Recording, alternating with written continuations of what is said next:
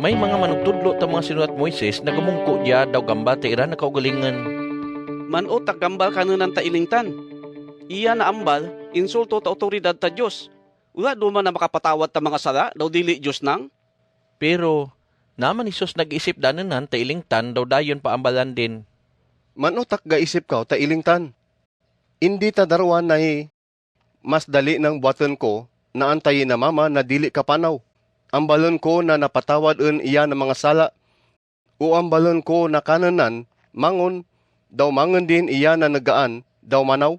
Simpre darwae, parehas nang nadali buhaton, tak ilingantan, mabuhat paagi ng tagaw daw otoridad ta Dios. Pamatuoran ko kikyo, na kanon na alin talangit na nataw na anta kalibutan, may otoridad na anta kalibutan na magpatawad ta mga sala.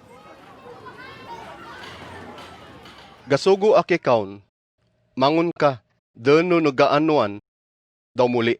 Naantatubangan tatanan ng mga itaw, gabangon mamahan daw pabitbitin dayon iya na nagaan daw mua. Katingala gidanen tanan, daw gadayaw ta Diyos, ambal danen. Ula kay pakakita na pariyot ti.